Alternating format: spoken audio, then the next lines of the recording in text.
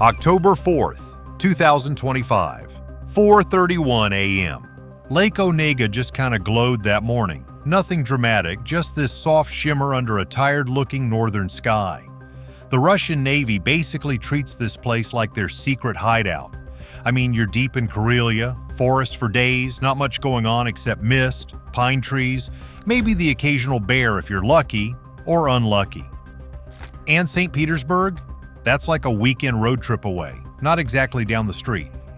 To be honest, out here you'd feel pretty untouchable. The front lines are almost 1,000 clicks away? It's the sort of remoteness that makes you drop your guard a bit, get comfortable. Anyway, in the middle of all that fog, there's this beast of a ship just hanging out, the Grad. She's no cruise liner, a hulking Buyan-M corvette packing some serious heat with 8 Kalibr cruise missiles. At precisely 4:31 a.m., the ship's sirens wailed across the lake.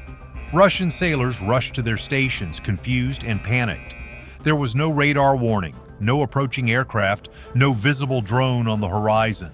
And yet, seconds later, the night sky lit up with an orange bloom of fire. This was no technical malfunction. It was an attack, a strike that would reverberate through the Russian military establishment and challenge a centuries-old belief in strategic depth.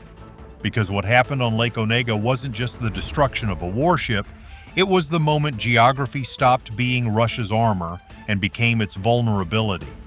To understand how Ukraine reached this far, we need to rewind to a chain of intelligence discoveries, tactical deception, and the audacious use of a weapon few even knew existed. They called the operation a masterclass in patient multi-source targeting. The opening act started not over Lake Onega but on the flat, frost-bitten ground near the front lines. Mobile Ukrainian SIGINT and ELINT platforms, units that had been listening quietly for months. Systems like the Hortitsia family of mobile stations and other field SIGINT arrays had been expanded and refined throughout 2024 to 2025 as Ukraine invested heavily in finding Russian communications and emissions several hundred kilometers into Russian territory. На нас напали! Повторяю, на нас напали на Онежском озере! Over time, analysts noticed an oddity. Command chatter using frequencies normally assigned to Black Sea Fleet Command, but coming from a direction that could only place a source much farther north. Those anomalies were the kind of breadcrumbs intelligence officers live for. Outside, frost still clung to the pine branches, and the wind moved in low, heavy currents across the lake, quiet. Too quiet for what was coming. Complementing this on-the-ground listening was a modern tool that did not exist in prior wars: ubiquitous commercial satellite imagery. Analysts cross-checked ELINT fixes with routine sweeps from commercial imaging providers. A silhouette on the water, the right shape, anchored in a shallow basin far from civilian traffic, a corvette-shaped contact in the middle of Lake Onega, began to match the SIGINT traces. For the Ukrainians, this was the first real confirmation. A naval target had been moved inland under the cloak of strategic depth, and it was now exposed in the canal's slowest, widest choke point. The satellites passed quietly overhead, their sensors catching only a flicker, a reflection that would soon carry global weight. At that stage, the operation was still a hypothesis. Human intelligence, a ghost cell inside Russia with access to logistics and vessel movement data, supplied the final link. The cell confirmed the vessel's identity, movement from the Black Sea Fleet, and that most of the crew had been put on leave. This inside confirmation reduced risk to acceptable levels and created an opportunity that was more psychological than purely military. Take a prize symbol of Russian naval power and make its destruction visible inside the Russian homeland. In the towns around the lake, lights glowed faintly through morning fog. Fishermen stirred. None knew they were sharing the shoreline with history. Once the target was validated, the problem set changed from find to get there. The lake sat under the defensive umbrella of layered Russian air defenses, long-range S-series systems, and local Panzer family short-range batteries. A conventional cruise missile launched from the region would almost certainly be detected and intercepted. A commando raid would invite a bloodbath. What Ukraine chose instead was a surgical combination: a relatively low-signature, long-range loitering cruise vehicle with a 3-layer seeker suite, escorted by adapted electronic warfare UAVs that could create ephemeral blind corridors in radar coverage. Somewhere south of the border, in a dimly lit control shelter, the launch crew waited for the final green light. The chosen Striker was a system that, in the open literature and in battlefield accounts, looks like a marriage of endurance and precision.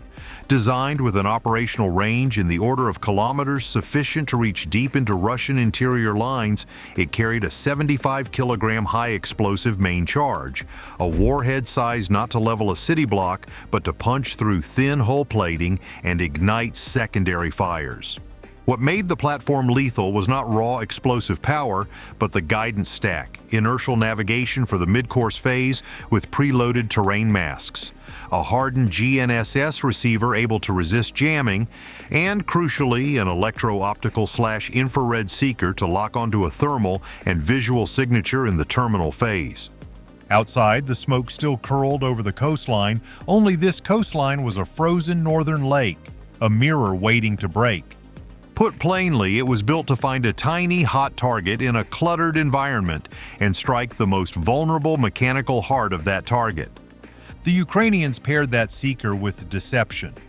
2 long-endurance EW drones, airframes adapted for long range and equipped with frequency-agile spot jamming, were to fly visible approaches that would draw local air defense attention, while the low-flying Striker would slip in the radar's blind spot. On radar screens deep inside Russia, faint dots flickered, ghosts on a grid indistinguishable from noise. To draw the analogy most listeners can understand, the EW drones were the flashy diversion, the spotlight grabbers. The Striker was the knife that moved in while everyone was watching the stage. The operation depended as much on timing and the psychology of Russian defenders as on hardware. The mission timeline in compressed form reads like choreography. At midnight, liftoff from a concealed base in northern Ukraine. The strike package, which had to skirt populated corridors and strong detection zones, followed carefully mapped routes with lower radar detection coverage. Routes were chosen not just for geography, but for the proven weaknesses of adjacent radars and the distribution of Russian assets on routine duty cycles. Above the snowline, the night was silent. The drones flew low, their wings almost brushing the fog. 3 o'clock. The package approaches Russian interior lines. At this point, the EW drones begin to search outward for emissions. Russian mobile short-range batteries, particularly Panzer S-1 units stationed to protect lake approaches and infrastructure, are designed to detect low-altitude threats. But their operator workflows are human. They prioritize larger, more obvious returns, and a momentary tune noise can look like a benign radar glitch. The Banshee-class EW drones, built around a low observable airframe and carrying focused spot jamming payload, keyed on a Panzer radar that briefly flickered on detection screens. With a coordinated jamming burst, the Banshees turned that flicker into an incoherent snow of noise, effectively masking the true approach corridor for the Striker. The parasite of confusion is small things. A false return here, a moment of static there. Operators fixate and the system bleeds attention away from other sectors. Inside those command trailers, the Russian radar screens shimmered in static. Confusion was blooming in pixels. 3:40. With the EW corridor opened in micro windows measured in seconds, the Striker exploits the radar's lower lobe and flies at an altitude that places it below the most sensitive detection cones. Even sophisticated systems struggle with low-altitude small profiles over water, where clutter and sea return complicate returns. The Striker uses INS midcourse and a GNSS layer that resists jamming to reach the terminal box, the last few kilometers where its EO/IR head will guide it. The water below reflected a dim blue shimmer. Above it, death skimmed the surface. 4:30 terminal acquisition. The seeker begins scanning the lake's dark surface, searching for a signature matching the stored thermal and visual profile of the corvette's engine compartment and superstructure. It finds a concentrated thermal plume, an idling diesel generator, and residual heat from recently operated systems. The seeker locks. The weapon begins its dive. 4:31. The 75-kilogram warhead pierces thin hull plating, detonating amid the ship's engine room. The initial blast is devastating. Secondary fires from fuel tanks and munitions ignite, producing a chain of explosions that turn a supposedly safe anchorage into a conflagration. The lake erupted. A column of fire clawed at the fog. For a heartbeat, the night turned into day. The strike window lasted seconds, but the effects rippled out for days and weeks. Outside, the smoke still curled over the coastline. Inside command centers, alarms screamed, but the window had already closed. The technical layer matters because it explains why local defense failed and how modern weapons can overcome impressive systems on paper. By dawn, the horizon above Lake Onega was still red. Ash drifted over the water, quiet as snowfall. What followed the strike was not simply the physical damage to a single ship. It was a psychological and strategic earthquake. In Moscow's corridors, silence stretched longer than the smoke itself. The lake eventually fell silent again, but the myth of distance had already burned away.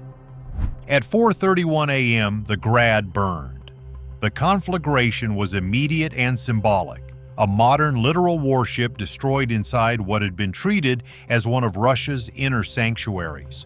The physical loss mattered, a tactical node removed from operational use, but the psychological and strategic consequences were deeper. The operation forced a stark choice on Moscow: dilute frontline defenses to protect a vastly larger set of interior targets, or accept that key logistics and command nodes might be vulnerable to further precision strikes. Neither option is palatable, and both extract a long-term cost. The Lake Onega strike underscores a larger truth about the character of contemporary warfare. Geographic depth alone is no longer a reliable shield. Persistence in intelligence collection, layered guidance technologies, and judicious use of electronic warfare can compress strategic spaces and turn interior lines into front lines. Nations that rely primarily on distance for protection will have to adapt by dispersing assets, hardening vital infrastructure, and building resilient, redundant command systems that can survive shocks without inducing paralysis. This episode is not the war's final chord, but a forcing move, a costly, high-value demonstration that recalibrates how resources must be allocated and how societies perceive risk. For planners and citizens alike, the lesson is urgent and uncomfortable. Safety is a function of adaptation, not assumptions. And somewhere far north, as dawn broke over the lake, the smoke finally thinned, the war's reflection fading into the water. You now know the facts, but strategy is always open to interpretation. Subscribe so you don't miss the next breakdowns, and share your perspective in the comments. Do you think geography can ever be a shield again? Because the analysis doesn't end with this video, it begins with you.